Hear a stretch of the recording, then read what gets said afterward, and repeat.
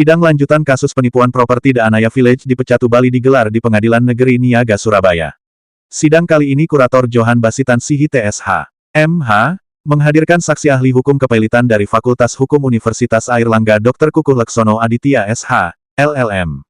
Dalam perkara perdata khusus Niaga Renvoy prosedur nomor 34 PDT Sus Renvoy, 2024 PN, Niaga SB Jo nomor 17 PDT Sus PKPU, 2021 PN Niaga SB. Banyak hal yang dijelaskan ahli dalam persidangan itu. Salah satunya ahli mengatakan, bahwa Renvoy prosedur adalah suatu forum di mana debitur, kreditur, kurator atau pengurus kepailitan dan PKPU memiliki hak dalam bantahan yang diajukan oleh kreditur. Saksi ahli ini menjawab setiap pertanyaan yang diajukan pihak penasihat hukum debitur, kurator maupun majelis hakim yang diketuai Taufan Mandala. Seperti terkait debitur dalam kasus kepailitan, ditegaskan saksi ahli, debitur wajib hadir dalam rapat bersama. Kehadiran debitur adalah untuk klarifikasi atau adu data dengan data kurator ataupun kreditur, para korban. Siapa debitur? Adalah yang bertanggung jawab membayar ganti rugi para korban, kata Kukuh. Bagaimana apabila debitur alasan sakit sehingga tidak bisa hadir? Saksi ahli menegaskan bahwa itu harus diserahkan pada hakim pengawas. Hakim pengawas yang akan mengecek apakah debitur benar-benar sakit atau hanya mencari alasan. Ini adalah persidangan kasus penipuan properti The Anaya Village yang merugikan para korban sekitar 40 miliar. Lawan korban penipuan adalah Ketut Oka Paramarta, dalam Pailit, Viviana Chandra Chong, dalam Pailit, dan PT Mahakarya Mitra Abadi, dalam Pailit.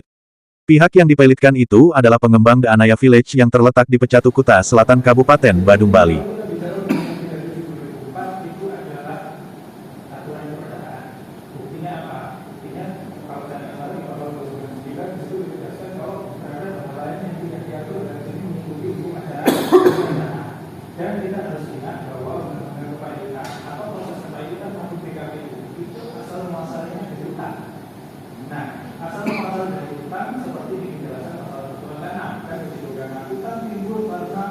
Keuntungan adalah kewajiban yang dapat dihilir dengan nominal timbul karena perjanjian maupun karena undang-undang, gitu kan? Nah, kalau kita lihat yang timbul karena perjanjian atau karena undang-undang itu kan padanannya sendirian di Jawa, padanannya apa namanya kelihatan. Nah, oleh karena itu menjawab pertanyaan Bapak tadi, apakah proses kepailitan maupun KPU itu ranah hukum publik atau privat adalah ranah hukum privat. Sementara menurut Paguyupan Siok Cinta Damai mengatakan, ketemu ya. Nah selama ini kan nggak ada pertemuan, tuh mereka menghindari itu gimana? Nggak pernah hadir. Jadi dari kurator apapun ini sudah menjalankan apa sebagai kewajiban kurator. Dugaan kita ini dari debitur ini selalu menghindar.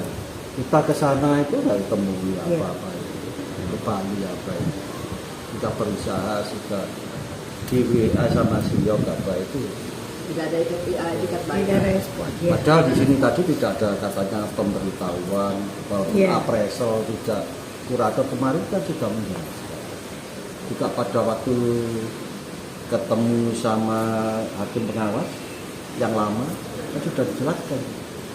Sudah tidak bisa. Suruhlah, kalau memang punya hutang suruh cepat terlunasi. Ngapain bukan lagi. Yeah. Ini tadi kok seperti itu. Jadi membuat data-data baru seakan-akan ini loh nggak cocok gitu. Selisihnya banyak. Jadi kan gitu ya. Kesan ngulur waktu lah.